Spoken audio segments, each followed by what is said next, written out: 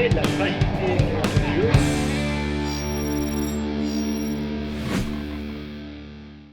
Salut à tous et bienvenue dans cet épisode 3 de la saison 6 du Guide Michelin. Aujourd'hui, c'est un épisode un petit peu particulier, vu que ça fait 6 saisons et que ça commence un petit peu à durer le Guide Michelin. Je me suis rendu compte qu'il y avait des choses qui avaient évolué dans ce que j'avais déjà amené. Comment passer une alerte, c'est toujours un peu la même chose, mais il y a des nouvelles techniques et des nouvelles façons de faire. Donc pour attaquer, on va parler alerte, et pour discuter alerte, Jean Canal, qui est le créateur d'Outdoor Safe. Bonjour, donc mon expérience c'est 15 ans dans la marine nationale. C'est comme ça qu'ils font ? Pardon. Ouais. Exactement. Avec des sauvetages en mer, pas mal d'expérience dans les transmissions. Ça m'a amené à réfléchir pas mal à la gestion du risque. Gestion du risque, on rappelle le risque, c'est quoi ? Typiquement, on définit donc un risque, c'est la probabilité d'un accident qu'on multiplie par les conséquences de l'accident. Et ça, donc, c'est la définition de base. Nous, voilà. dans l'épisode qu'on a fait là-dessus, on avait rajouté divisé par le gain. Ok. Et, À l'armée, ils s'en foutent du gain. Pas que, non. Ce qu'on va chercher à faire, c'est à réduire les risques qui sont importants. Et donc, typiquement, les risques ont une probabilité faible, mais donc dont les conséquences sont grandes. Et on va s'intéresser à les réduire. Et on va réfléchir, par exemple, à l'accident, ça peut être, on perd l'électricité à bord. Si on perd l'électricité à bord, là, les conséquences, elles sont gravissimes. Et donc, on va prendre des mesures. Au cas où ce risque arrive, on va réduire les conséquences. Donc, par exemple, on va lancer un deuxième générateur d'électricité. Un autre exemple, c'est on va cloisonner le bateau. Donc, on va fermer toutes les portes étanches. Comme ça, si jamais on va se mettre sur un récif, coule moins vite. On ne coule pas. Donc, donc voilà, donc on a toute cette culture du risque. Et donc, moi, je suis aussi pratiquant de montagne. Ouais. Et que ce soit en montagne ou en mer, je suis aussi moniteur de voile. Et j'essaye d'avoir un peu cette même gestion du risque. Ouais. Et tu vois, en montagne, je trouve que c'est pas... On ne théorise pas trop comme ça, mais c'est comme ça que je l'appréhende. Ouais. Un des risques que j'ai identifié, ça m'arrive assez régulièrement de partir tout seul ou de partir à deux. Et tu n'es pas en mesure d'appeler les secours. Et là, c'est là que la vieille méthode qui est de toujours laisser un petit bout de papier à la maison ou de prévenir quelqu'un, voilà. C'est quelque chose que je trouvais pas fiable. Oui, rudimentaire, on va dire. Donc ça, c'est bien un complément du sujet qu'on avait fait sur l'alerte, qui est quand même très complet. Je vous invite à re-regarder cette saison 3, épisode 4 sur l'alerte. Il y a à peu près tout. On parle du pigeon voyageur, du bout de papier.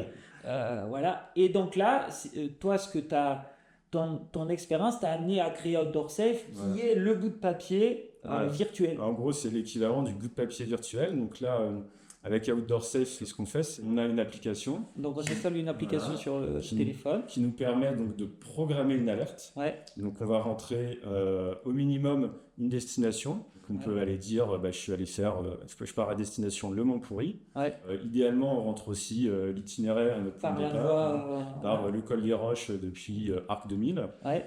Et on va pouvoir activer ou pas un suivi de position, en fonction de comment on veut gérer notre sortie. Et donc cette alerte, l'avantage, c'est qu'elle va être enregistrée dans un ensemble de serveurs. Ouais. Et donc une fois que tu l'auras programmée dans ton téléphone, elle n'est plus dans ton téléphone. Elle est plus, tu as sa recopie dans le téléphone. Ouais. Mais c'est des serveurs qui vont la gérer. Et quoi qu'il t'arrive, si l'alerte tu l'as programmée à 18h, si tu casses ton téléphone, voilà, si tu es hors réseau, l'alerte elle va partir. Ok. Et elle va indiquer donc toutes ces informations à 3 de tes proches. Ouais. Et donc ils vont avoir un message qui va leur dire Tony est parti à destination du Mont-Pourri, etc. Mais j'y vais pas là-bas. Là je rigole. Il avait prévu de rentrer à 18h, donc il a souhaité que vous essayez de le joindre, et 2, si vous n'arrivez pas à le joindre, vous contactiez le 112. Voilà. Et donc, comme ça, tu es sûr que, alors que tu as défini, il y a une alerte qui va être déclenchée et que les informations, elles seront précises. Et si toi, à 18h, tu es en bonne santé et tout, tu as ton alerte qui te prévient toi-même de désenclencher ton... Exactement. Donc, il y a différentes choses pour éviter les fausses alertes. Donc, déjà, on dit aux proches de t'appeler avant d'appeler le 112. Et toi, tu as différentes notifications à partir d'une demi-heure avant l'heure de l'alerte qui te rappellent bien d'aller la désactiver. On laisse quand même une balise qui n'est pas juste qu'une bouteille à la mer. C'est quelque chose de précis puisqu'il y a quand même la dernière position GPS connue. Oui. Et déjà, les secouristes, ils vont pouvoir se dire « Ah, quand même, il dit qu'il est au Mont-Pourri, mais son téléphone est au Mont-Pas-Pourri. » Donc, ça va leur donner une idée assez précise parce que les infos, on sait bien qu'elles sont souvent dures à maîtriser et après, ça demande de la recherche précise pour savoir. Mais le GPS, en général, lui, il se trompe pas trop, quoi. Ouais. Et là où il y a le téléphone, il y a le téléphone. Et alors, ce qu'il faut préciser, c'est que, bien évidemment, ce suivi de position, il marche que quand tu captes du réseau. Ouais. Donc, à un moment donné, si tu arrives dans une zone blanche, ta position, elle va s'arrêter avant À cette zone l'entrée, blanche. voilà. Et que ce suivi de position, tu peux l'activer ou le désactiver Ouais. si tu veux économiser ta batterie. Ouais. Alors, en soi, le suivi de position qui est développé sur Outdoor Safe, il est économe en batterie parce que l'objectif, c'est pas que tu aies un tracking comme sur Garmin Oui, avec oui. ta position ultra Oui, oui. précise. Donc, la position, elle est mise à jour quand tu déplaces de 300 mètres. Ok. Donc, 300 mètres, c'est suffisant pour les secours. Ouais. Du coup, ça permet d'économiser la batterie. Mais voilà, donc ce suivi de position, il a ses caractéristiques et ses limites. Oui, et puis après, forcément. chacun règle en fonction d'un peu ses besoins, quoi. Ouais. Si tu fais une sortie d'une heure de VTT, tu t'en fous que ça consomme un peu de batterie. Si tu fais une sortie de 8 heures d'alpinisme, Exactement. tu vas faire plus attention. Et du coup, moi, ce que je fais quand je pars, mon alerte, je la programme hyper vite, je marque juste footing et j'active le suivi de position. Parce que je sais que ça capte sur 90% de mon trajet, ça dure une heure, ma batterie va tenir. Oui, Donc, donc ça- on va connaître Ça facilement me les prend, zones. ça me prend 10 secondes. Tu vois, je m'amuse pas à marquer mon itinéraire, etc. Oui, très précisément. C'est pas du tout l'idée. Donc il y a différents cas de figure. Quand je pars à la journée faire mon pourri, j'aimerais bien. Voilà l'itinéraire que tu fais, en sachant que voilà, tu peux changer d'itinéraire, nananina. Mais voilà, là on rentre pas dans le détail de la philosophie de comment on pratique la montagne. Voilà, on est tous différents, mais on sait qu'aujourd'hui quand même il y a beaucoup de gens qui pratiquent tout ce qui est trail, VTT, assez seul. Donc c'est un peu plus loin du ski, mais c'est quand même en montagne et c'est quand même une application qui peut être vraiment intéressante pour ça. En ski, après on pourra en discuter parce que skier tout seul, voilà, on a bien dit que, on a toujours dit que skier tout seul, moi je trouve que c'est pas une bonne idée, même si des fois c'est une très bonne idée, psychologiquement parlant, on va tout seul dans la montagne, mais là on prend beaucoup de marge par rapport à la neige, par rapport aux accidents. Mais là au moins on peut déclencher des secours un peu plus rapidement que attendre le soir, il est où machin hein je sais pas. Après, une fois par mois, on voit un tel porté disparu dans une montagne, un couple pris dans une tempête, et les secours qui ont été déclenchés 2 jours après, et on sait qu'ils sont dans un massif. Et ça, oui, ça te paraît en 2025. Ça en 2025, même ça si, me paraissait. Même si après, voilà, on peut prendre aussi la décision de sortir dehors sans téléphone. Oui, ça c'est. On gère sa sécurité comme on l'entend. Chacun voit ses risques. On gère son intégrité comme on l'entend, bien sûr. Mais je trouve que cet outil il manquait. Voilà. Dans ma pratique, c'est utile. Donc, il y avait un petit trou dans la raquette, tu as bouché le trou. Voilà. Très bien. Est-ce que tu vois des choses à rajouter alors sur Outdoor Safe? Sur Outdoor Safe, oui, on a rajouté un mode alerte direct. Ouais. Donc là, on l'active. Si je le fais, ça marche? Alerte, alerte, alerte. Non, là, c'est pas activé. Ah, il est pas activé, ça n'a pas marché. Oui, non, mais c'était la blague. Voilà, en gros, c'est ça. On dit 3 fois alerte et ça envoie l'alerte. Ça envoie l'alerte immédiatement. Immédiatement. Ouais, parce que si on est coincé au fond du Blue Sky comme ça, parce que ça, moi, je me vois bien en VTT un jour me semi-assommer et juste pouvoir faire ça. Voilà. Alors là, il faut préciser que c'est pas un truc magique. C'est-à-dire que tu peux pas le laisser tourner tout le temps sur le téléphone, parce que c'est une commande vocale, ça écoute et ça processe en permanence le langage qui est autour de lui. Entendu, Donc ça consomme beaucoup de batterie. Beaucoup.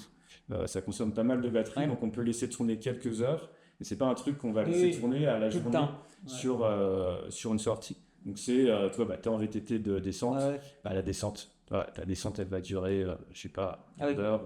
C'est pas longtemps. Et tu l'actives à ta descente. Ok. Ouais. Donc le mode alerte, alerte, alerte. Et là, ça déclenche directement les secours avec notre position. Exactement. Voilà. Quoi d'autre? C'est aussi recommandé d'en parler une fois à tes proches. Tu utilises Outdoor Safe, c'est un service d'alerte. Si tu reçois un truc comme ça, c'est pas un spam, c'est pas une fausse alerte, etc. Tu déclenches. Ok, oui, qu'il soit pas surpris le premier jour. Voilà. L'entraînement, c'est la base. Exactement. Ouais. Donc prévoir son coup, anticiper. On revient toujours à la même chose. Et écoute, sur Outdoor Safe, je crois qu'on a fait le tour. Très bien. De toute façon, je mettrai des liens dans les trucs. Les youtubeurs ils disent là ou là, mais j'ai jamais compris comment ils font. Moi, vous chercherez, ils y seront les liens. Voilà. Si, ce qu'on peut dire, c'est qu'il peut donner un code de réduction pour ceux qui suivent le guide. Ça, on peut le dire, j'avais complètement oublié. Pareil, donc si vous voulez profiter d'Outdoor Safe, un code de réduction en écrivant le mot magique qui sera écrit dans la description. Oui, on peut dire Michla si tu veux. Michla, par exemple, ça serait bien. Michla, très bien. Donc, avec le code Michla, 30% de réduction. Ok. À vie pour les abonnements à Outdoor Safe. Ah ben voilà, ben c'est une bonne affaire. Là, vous avez fait une bonne affaire. Comme quoi, des fois, il faut venir voir le guide Michelin. Ouais, ça sert aussi à ça. On va discuter un petit peu, vu que toi, tu es dans l'alerte un peu plus que moi tous les jours. Oui. Je veux dire, moi, j'ai passé quelques alertes cet hiver. Maintenant, j'ai mes méthodes qui marchent à peu près bien. Je sais quoi faire. En tant que pro, on a obligation de moyens. Donc, on doit être sûr de pouvoir passer l'alerte. Donc, c'est quand même une problématique qu'on regarde. Alors, les endroits, par exemple, où il n'y a plus du tout de réseau, ben moi, j'y vais plus. Comme ça, j'ai éliminé le problème.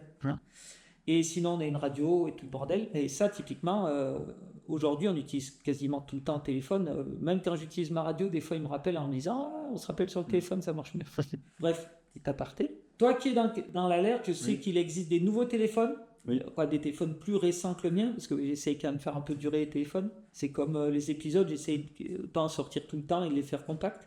Qu'est-ce qu'ils font les nouveaux téléphones? Donc maintenant, à partir de l'iPhone 14 et le Pixel 9, donc on a une fonctionnalité d'alerte par satellite. Donc Pixel, c'est Google. Pixel, c'est Google. Et iPhone, c'est Apple.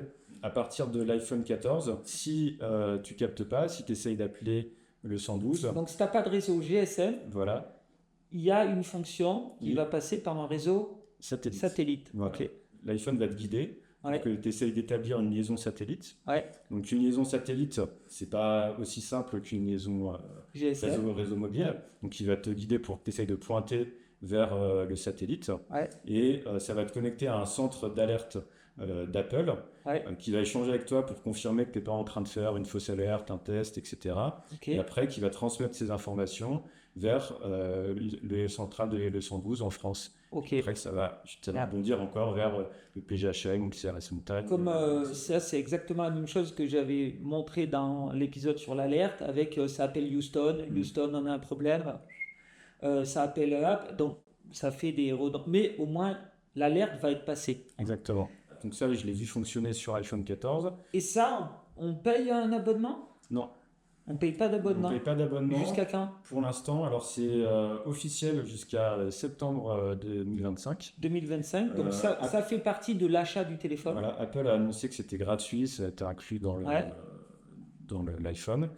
Et ultérieurement... Moyennant 1000 euros ou 1200 euros. Moyennant le prix d'un iPhone 9. Et ultérieurement, c'est pas. Apple n'a pas communiqué sur ce qui se passera après septembre 2025. Sachant qu'il y a déjà une prolongation d'un an. Ça devait s'arrêter en septembre 2024, ils l'ont prolongé. D'un an, donc c'est possible. On peut espérer que ça continue, mais c'est quand même des gros frais d'avoir une constellation satellite, etc. Donc, à voir. Donc, c'est pas impossible qu'ils nous annoncent en septembre, c'est 30 balles en plus ou je ne sais pas. Ok. Je sais pas. Et sur le Pixel? Et alors, sur le Pixel, donc, ce que je te disais, c'est que sur l'iPhone, ça, je l'ai vu fonctionner. Sur le Pixel, je n'ai pas eu l'occasion de tester. Mais donc, sur la documentation officielle de Google, sur leur site officiel, ils annoncent c'est la même fonctionnalité. Ça fonctionne grosso modo comme sur l'iPhone. Donc, à partir de Pixel 9. Ok. Voilà. Ok. Et bien, ça, je pense qu'il y en a qui vont nous dire en commentaire comment ça marche. Les limites du satellite, on en a déjà parlé dans l'épisode. Mais on peut les rappeler, c'est que le satellite en montagne, des fois, c'est un peu limite quand on est proche de grosses faces, puisqu'on ne capte pas les satellites. Exactement. Donc, le satellite, il faut vraiment que la ligne droite entre le téléphone et le satellite, elle soit dégagée. Donc, et que les satellites, il n'y en a pas partout dans le ciel. Donc, si tu es dans le fond d'un canyon... Bientôt. Il y en a bientôt de plus en plus, mais pour l'instant, si tu es au fond d'un canyon, tu n'arriveras probablement pas à pointer un satellite. Si tu es au fond d'une crevasse, très probablement pas. Et également, les limites, c'est les forêts denses. Parce que ça traverse très peu les masses. La matière. C'est des très hautes fréquences, et les très hautes fréquences, c'est très sensible à la matière. Donc, forêt dense, C'est pour ça que les c'est TVA, pas- c'est c'est pas de très garanti. basse fréquence Exactement. pour pouvoir passer la matière. Ouais. Ça, j'ai une anecdote là-dessus, c'est encore plus basse fréquence. Ouais, C'est communication avec les sous-marins. ouais. On passe sous l'eau là, Ouais. c'est des fréquences Ouais. extrêmement basses, c'est des longueurs d'onde de plusieurs kilomètres. Ouais. Et là, on traverse plein de matières. Ouais. Ok. Réseau et couverture. Tu l'avais dit dans l'épisode précédent, donc si tu captes pas ton opérateur, tu peux passer sur un autre opérateur. Donc ça s'appelle de l'itinérance. Les opérateurs, quand tu es en appel de secours, sont obligés de l'accepter. Ouais. C'est pour ça que des fois, tu peux voir appel de secours uniquement sur ton téléphone. Ouais. Ça veut dire que tu captes un certain réseau mobile. Voilà. Bien évidemment. Qui n'est pas ton opérateur à qui tu payes ta redevance. Bien évidemment, si tu captes aucun réseau mobile, ça ne marchera pas. Voilà. Du coup, c'est intéressant si tu comptes bien sur ton téléphone pour te sauver la mise si tu as un problème. Tu regardes avant de partir, tu regardes carte de couverture réseau sur Google, Free, Orange, voilà. Et tu as une belle cartographie, tu fais une petite capture d'écran et puis tu sauras où tu vas capter, où tu vas pas capter. Ouais. Et par exemple, si tu es 100 mètres sous une crête et que sur ta carte, tu vois que de l'autre côté du crête, la crête ça capte bien. Ça vaut peut-être le coup d'aller là-haut. Ça vaut le coup de monter 100 mètres plutôt que de redescendre à 1 km pour aller chercher du réseau si tu as un copain qui a une fracture qui est bloquée. Ouais, mais les animaux blessés prennent toujours la descente. Ouais. Toujours pareil, un petit peu d'anticipation. Après, tu m'as parlé de AML, donc ça, AML, ça me dit quoi AML? AML, c'est Advanced Mobile Location. Ok. Donc c'est le système qui est une technologie mondiale et qui est développée, qui est bien installée en Europe, qui permet au secours d'avoir directement ta géolocalisation. Donc quand tu fais le 112, quand l'AML fonctionne, les secours, ils n'ont rien besoin de faire directement. La position qui est élaborée par ton téléphone va être transmise directement au 112. Donc c'est pour ça que faut appeler le 112 et il ne faut pas essayer de court-circuiter en appelant ton copain du PGHM si tu as le 06. Voilà, parce que là, du coup, ils peuvent déclencher l'AML. Même si après, dans les PG et tout, ils ont aussi ce qu'ils m'avaient présenté, les G-Block. Ils ont G-Block, ils t'envoient un message. Si l'AML ne fonctionne pas, ils ont des moyens de récupérer précisément ta position. Et l'AML, il faut savoir aussi que y a des limites. En itinérance, nous, ce qu'on a dit tout à l'heure, ça ne marche pas toujours. Ouais. Quand tu es à l'étranger, ça peut ne pas marcher. C'est l'itinérance aussi à l'étranger. Donc, tu n'as pas ton opérateur. Donc, c'est pour ça que l'AML, c'est super bien, ça sauve des vies. Mais il faut toujours savoir donner sa position. Il ne faut pas compter que sur la technologie. Et non. C'est pour ça qu'on a présenté tout dans l'alerte, tout ce qui se fait. C'est pour ça qu'aujourd'hui, on fait un point supplémentaire parce que ça évolue. Et bientôt, on aura l'AML dans le... Et voilà, on aura notre position en temps réel. Alors, c'est que ça, c'est comme la météo. Tu as ceux qui ont besoin, qui regardent la météo sur le téléphone au lieu de regarder dehors. Et les deux, on en est là. Ah, mais quand tu es au bon endroit, tu regardes dehors, ça va quand même plus vite que de regarder la pluie. Et pour ta position, c'est pareil. C'est bien de savoir où tu es. Réquisition opérateur. Oui. Donc, qu'est-ce que c'est ça? Donc ça, c'est les secours qui sont capables de faire ça. Donc, c'est légal. C'est l'armée qui fait ça, non? Non, c'est le secours en montagne, le PGHM, le CRS montagne. CRS, c'est comme la police, et le PG, c'est l'armée. Oui, enfin, c'est les services de secours officiels. D'accord. Tu vois, en mer, typiquement, c'est le CROSS, le Centre de coordination des opérations de sauvetage, qui a le droit de faire ça.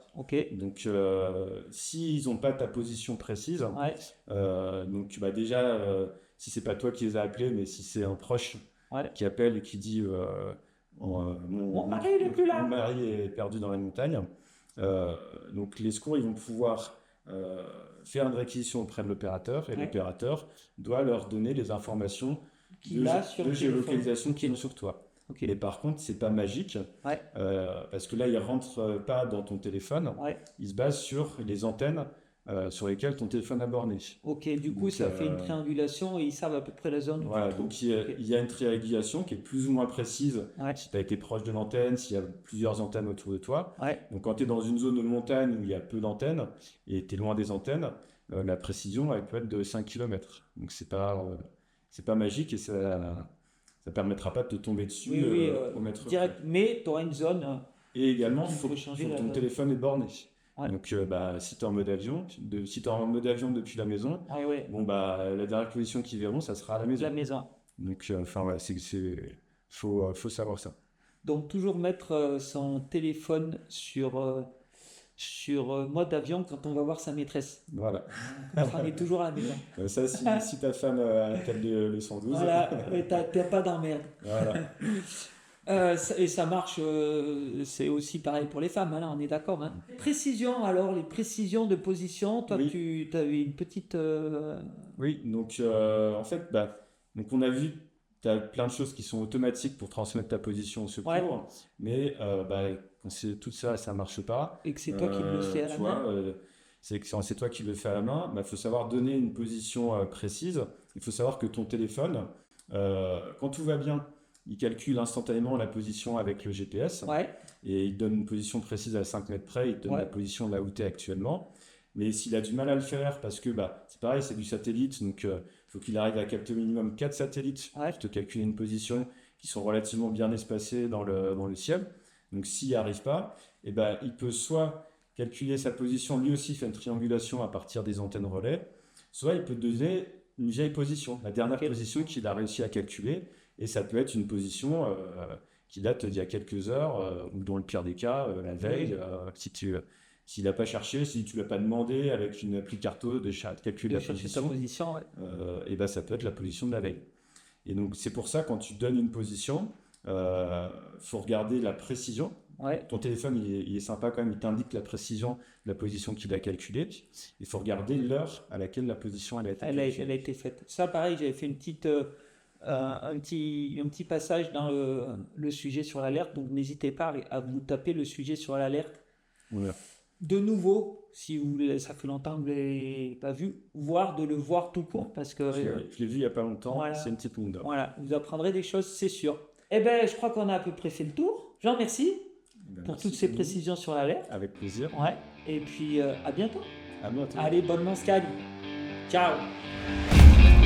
Le guide Michelin, c'est une réflexion collective sur la pratique de la montagne, du ski et de l'alpinisme sous tous les sens. Something slime there to climb high like a god. Ouvrir le débat, échanger sur certaines idées préconçues et peut-être tordre le cou à certaines croyances. C'est ça les pages du guide Michelin.